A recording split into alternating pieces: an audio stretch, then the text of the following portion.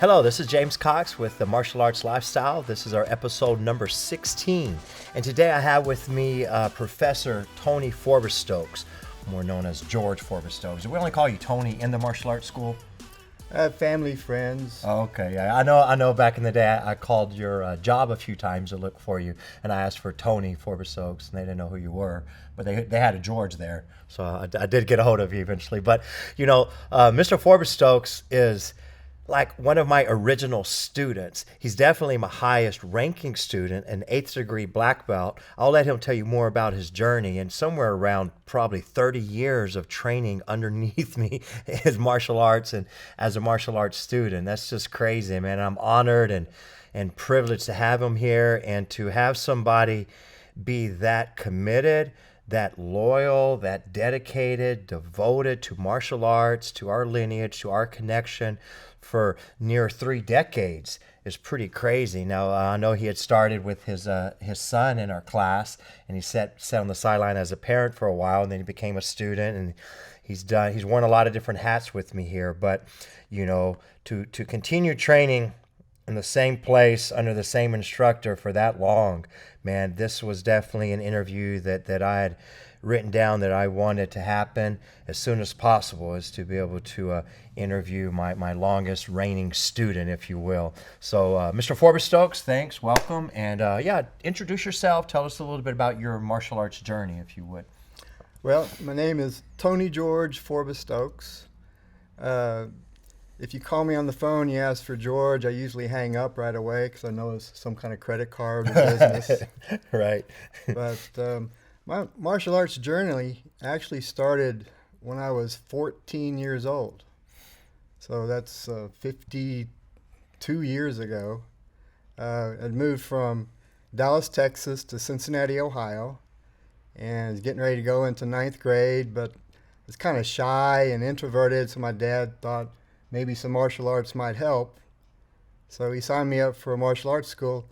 I think it might have been a Kempo school. We didn't do much kicking, but we did a lot of squatting stances and punching. Sounds Kempo. It didn't last very long, so probably 3 months. My last time there, we were learning how to defend against a bamboo staff attack. So we were in a squatting stance, and the instructor didn't speak much English, but he would come and he'd try to hit you in the head, and you had to do a sort of a deflection block. And I wasn't deflecting block very well at all. You were blocking with your head? Forearm, straight on. Okay. So I had some significant bruises when I left. So I quit after that. But I was going through a bookstore, and I found a book called Judo. This is 1968. In 1968, Judo, the guy's concept was training under Judo, Jiu-Jitsu, Karate, and Aikido. And so I bought the book, studied it, and I tried the techniques on my brothers and the neighbors. They didn't much like it. But, you know, that was about it. So I quit for a long time. I graduated high school, college up in Ohio. Had a creative writing degree scholarship when I was up there. But I really didn't know what I wanted to do. So quit after a year of college, moved down to Georgia, started working down in Georgia. My family had moved down there. Earned some money and took off and traveled around, hitchhiked, worked for aircraft companies, lived different places. Went back and went to college at Texas A&M. And if you want to talk about tradition, that's something interesting, to go from a college up in Ohio where nobody knew your name, then you go to Texas A&M, and the traditions are very strong there. So I was really impressed.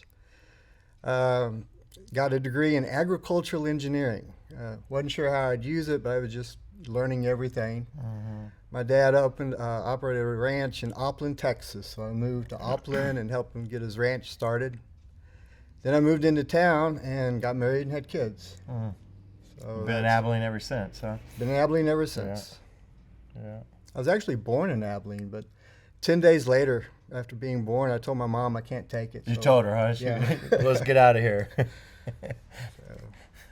But my son saw the Ninja Turtle movie, and he really wanted to be a karate like in Ninja Turtles. And after reading that book, Judo, my concept was maybe start him in gymnastics, then go to judo, jujitsu, then go into karate. So she started calling around and she found a school that taught Kajukembo. And I said, oh, that's exactly what I'm after. Yeah. So for him. So taking him to classes for a year, then after a year I decided to go ahead and join in. So it was real helpful. I wound up the whole family was involved in Kajukembo for a while. They all were. But they And kind of your- lost your interest. Your son John, he was one of our first youngest students ever. Yes. I recall that. Not only his size, but his age. Because we didn't have, we teach 3-year-olds now, but we didn't then. And he was definitely one of our youngest initial martial art members, I remember. Yeah. So that's kind of how I got into Kajukembo. And then you became a student and Yes. been doing it ever since, right? Did I hit it right? About 30 years? Yeah, 1991, so that'd be 31 years. Yeah, man. Well, congratulations. That's awesome. Yeah. Well, I really appreciate it. I've learned from you as well, with all of the things that we've done. So, with all the learning, the experiences, what do you think you've learned the most from your martial arts that's helped you outside of the karate school, like in the real world? Well, there's the old story of the monk. He went to from India, and I guess it was a Buddhist story, and he found that the monks were always very scared. They were getting attacked a lot, so he started working on the strength. And it's just kind of, how can you be peaceful if you're always scared somebody's going to steal your lunch money? Right. And so that by itself was one of the more important things is your strength, your health, abilities, and the self-defense. You kind of walk around with your head up high and not worry that, well, it's not so much not worry about getting attacked, but it's not really that big of a concern. You can go out and take chances. So that's one of the things that I've enjoyed and I've learned from it. But I've always just liked exercising. So that's really kind of the big thing that I enjoy about being involved in Kajukembo and the martial arts.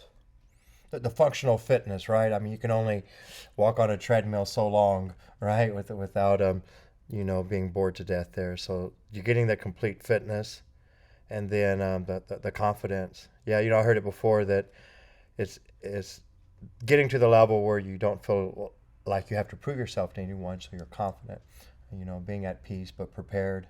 Yes. Right? Grandmaster McDaniel calls it having the warm guards, not being cold, not being hot, but they're in the middle. Yeah. When I was saying that you've worn a lot of different hats because you've been a student for a long time, you were a parent, your whole family was involved, so initially you were just the parent with the kids in class. You did some competition. I remember you traveling with us. This is when we traveled all over, doing point tournaments and stuff. And then as well as being an instructor, you still teach. You still teach a class, for me and for our students and for those that are lucky enough to be able to attend. You've gained a lot of self-knowledge on your own. So there's a lot of memories and a lot of experiences. What do you think from these 3 decades and wearing those 4 different hats are some of your most cherished memories that come to mind? Well, over 30 years, there are a whole lot of them. But I think probably one of my best memories is when I finally took my test for black belts. It took me 9 years. I wasn't in a big rush. And That's good, huh? yeah. I wasn't. The path is what I really liked. But after 9 years, the test for the black belt, my father got to watch it. And here it was. It took me 68 to 2000. It took me 32 years from when he first introduced me to martial arts to actually watching me get my black belt. Oh, that is awesome. I thought that was pretty cool. So. Yeah, I don't remember that it took you 9 years. That's good though. I get more nervous at the people that do it in 3. Now it depends on their background. Some people come in with a lot of other experience. Where were we on the North First Academy then? Oh, I started at the Tested YMCA, with the large group, though, then right? GB Daniels, Yeah. and then Butternut, Yeah, we were North First. We were all over. That's cool. Yeah. Part of what I enjoyed in the beginning is the classes were 2 hours long, Mm-hmm. but also it was all ages and all belts. So if I didn't feel like going to class and my kids did, then yeah, I'd go to class with them. Or if they didn't feel like going to class and I did, then yeah, we all went to class. So, and they outranked me for a long time. Yeah, yeah. They remind you of that? But the other thing too is we didn't try to get consumed. If they wanted to go into baseball or basketball, we kind of dedicated our training to that. And then once that was done, we went over to martial arts. So it's really hard on these families that are trying to do 2 or 3 things at once. And I don't know if you can really kind of drives the families crazy. Yeah, I see it all the time. You know, I'm a little partial to martial arts for many reasons, but I see it all the time. Parent coming in, you know, sorry we're late. We just got little Johnny out of baseball. Oh, we got to leave early, though, because then he has piano. You know, it's like, man, how many things are you guys doing, right? I think it is a thin line, right? It's cool to have these different experiences, to kind of find maybe what you have more of a passion for, to then dive deeper into that one thing, maybe eventually. But, yeah, you got to be careful about burnout, though. Yes. So you took it with a good balance. Yeah, that's good. So nowadays, what do you do to grow and improve yourself? Again, I know you've done a lot of other training as well besides Kajukembo, besides the things that I've taught you. You've continued to grow and learn and improve. Yeah, so from whom and where are you getting study? My favorite thing now is Muay Thai, and I like following a lady that lives in Thailand now. She has a podcast and a website. It's called Preserve the Legacy, and her name is Sylvie Van Douglas Itu. I probably messed up that name totally. It sounded good, though. It sounded like it was correct. She small fighter, but I think she's had over 300 fights, and she's almost fighting twice a week. Still.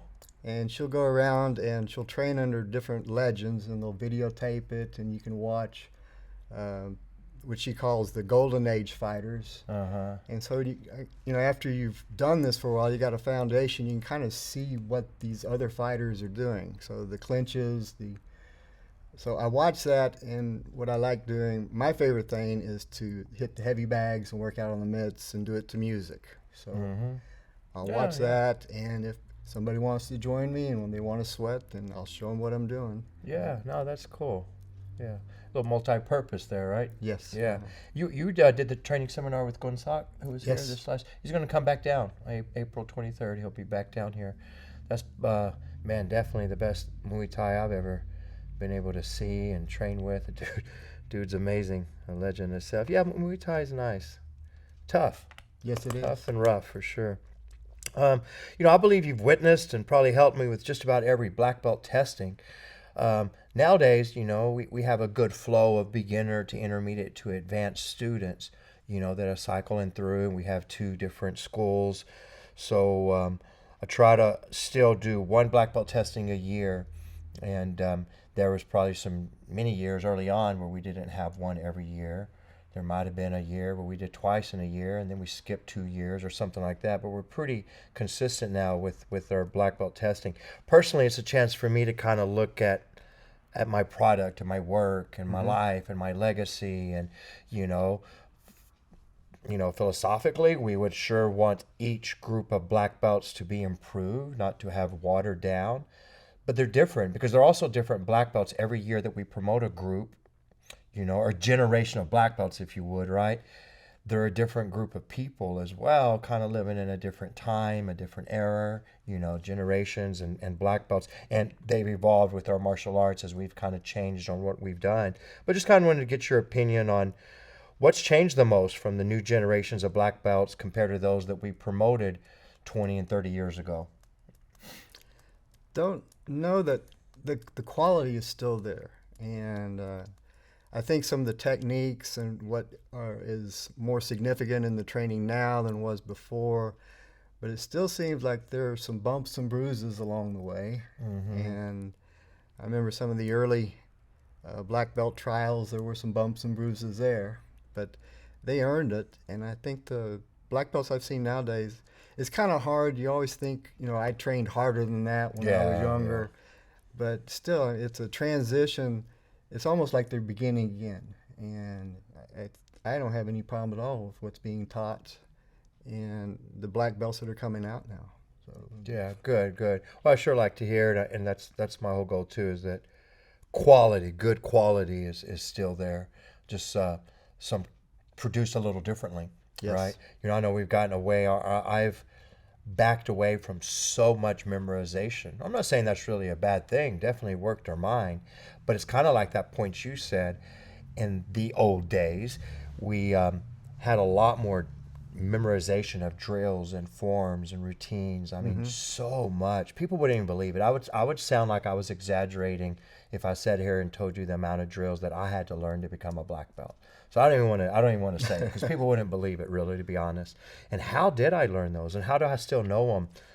Inside and out, and backwards and forwards. Well, it's because of the repetition that my instructor did and that I did early on with you guys. And we did have a lot less classes, but they were a lot longer. And we did a lot of the same thing over and over, right? Just anchored those basics in. And we did them to strive for perfection. Where now we have less memorization, we kind of moved on to the philosophy of a performance-based, and we've added more modern MMA. So there is less to focus on having to memorize, but hopefully more to be able to understand, to apply, Yeah, I always want to kind of think, what can I do differently with this next generation of black belts? Not that we have to do things different, but how can we improve and make them better? Plus, you're always dealing with people, and they all have strengths and weaknesses, right? yes. Yeah. So one word is the whole tradition, and it's that debate on the original traditional way versus the new modern way. That goes with everything in life, not just in martial arts. But what's your thoughts on that, and what's better? Well, this one, it's the hardest question or topic that you brought up, and I actually had to look up on the internet the definition of tradition. And tradition for martial arts includes everything, and it is all the way back from Greco-Roman wrestling, boxing, grappling, judo. Anything that's martial is a traditional martial art, and how you apply it, it's always continuing to grow. But it's like different points of time. It kind of gets codified. You have to do it this way. You have to do the squatting stance with the punches. You have to block like this. And there are different reasons, but over time, those reasons change. And so, to me, it's the old traditional way is always changing and is always modifying. And the danger nowadays is people watch something on YouTube and they go out and try it, and anybody can say that they have got a black belt and make up whatever they want to as far as where they got it from. But good tradition usually is something that's passed from person to person, and you can usually track your lineage. And that's what I kind of like with this school, is it's important that you know what your lineage is. But over time, it is going to change. And traditional martial arts, that's the way it is. Yeah, everything changes, and it should. It's going to anyway. But yeah, to remember where it came from, who put it together, why, still the same principles. You still can get there, just maybe in a different way, right? Yes. So it's all kind of perspective on tradition versus modern. I think sometimes when I think of it those ways too, it's doing the same thing differently, which just kind of helps with boredom as well, and setting new goals, Yes. right? So we're not necessarily doing the same thing the same way. You're doing the same thing, but you're doing it slightly different.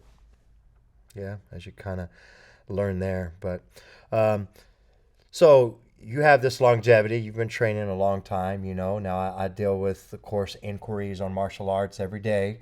Somebody will email or message or call, and, running into people outside. And I have people that will bring their kids, and of course, let's get the whole family involved, right? So I'll look at the parents sometimes. Well, what about yourself? Have you considered doing martial arts? And it is very common to get oh no, I'm too old for that. Some of these guys are younger than me, and they're literally saying they're too old for that. It's like, well, too old. I mean, so what is too old for martial arts? How would you overcome that objection? I mean, can someone train in martial arts or begin it over age 60? I think, well, get your doctor's advice. Yeah. But Disclaimer there. they're always talking about it. You need to get up and move. You need to get up and walk or do something that's moving. I believe somebody could go around and they could probably find a school that suits their needs. And I've heard of teachers teaching how to defend yourself with walking canes. Mm-hmm. And as long as you're up and moving around, you're training. So you might want to train smart. You might not want to get thrown on the ground a whole lot if you're over 60 with brittle bones. Yeah. Don't start a UFC career. Yes, exactly. Right. But I think it's an excuse to kind of take the easy way out. So keep moving. You can, especially if you find somebody that you can partner up with. If you got somebody, if you're over 60 and you partner up with somebody else over 60 and you both come in, then you can drill and kind of keep mindful that, I don't hit the ground like I used to. In fact, I personally can't do a shoulder roll like I used to. Because I stand up and all of a sudden I'm dizzy. Mm-hmm. So you just have to modify what you're capable of and just be smart about it. So. Yeah. But it's possible. It is you possible. think the same thing. I agree that people, we all tend to make excuses on things at times, and maybe it's because they don't want to get out of that comfort zone to challenge themselves. But then when you think about the time, because the time is gone, and you sit here and made it an excuse for 15 years that you were too old to do martial arts, and you would have had 15 years of improvement and experience, and man, how could it have changed or improved your entire life? Instead of just procrastinating and putting it off. It's that same thing of, I'm going to get in shape next week. All right, I'm going to start working out instead of just doing it. But yeah, excuses, right? Yes. Yeah, dime a dozen. So what's your secret to the longevity or your advice for other people, to stay with it, the stick-to-itness, I guess? This one, the cartoon where you'll have the devil show up on one of your shoulders and try to convince you not to do something. And then the angel shows up on the other side, tells you it's all good. Well, what I do is these two will be arguing, and I'll go grab my bag and walk out the door. And it's like, I just go do it. So that's just kind of how I just try to stay out of it and just keep plugging ahead. Yeah. And not quitting. So I love that, man. That's simple. That's simple. So not really listening to the devil or the angels so much as you just do it. The Nike philosophy, just do it, right? Yeah. Or else you're going to talk yourself out of it. You'll justify it. So many things, so many ways, Again, we are all guilty, man. But time is valuable and time is of essence. And when it's gone, it's gone. Mm-hmm. And we don't want to waste it. We want to be fulfilled and live fulfilled and all of that stuff. Yeah. Well, Professor Forbis-Stokes, that's pretty much what I wanted to say, man. Again, I will say that I really admire and appreciate you and your loyalty and your commitment. And my students are a lot of who they are and where they've become, the successes of them, because in part of you, So I appreciate that, and I always put Professor Shell Andrews kind of with you because you guys are like a Batman and Robin kind of team there with a lot of things y'all do. So any closing thoughts or anything to add to it? No, as far as what martial arts has done for me, this whole podcast is just one thing. The devil on one side saying, no, you're too tired. You have a hard time talking in public. And the angel over here saying, just go ahead and do it. Get it over with, whatever else. So one step in front of the other, and I was here at the door. So yeah. I think they still might be arguing. but you won, right? I'm here. Yeah, and you have another little thing accomplished and overcame. And I think your words can impact someone else. I think your insight can motivate and inspire other people. And once this is out, it's going to be out there forever. So let's continue to do what we do. Okay. All right, Tony. Thank you. Appreciate you guys, and we'll see you soon.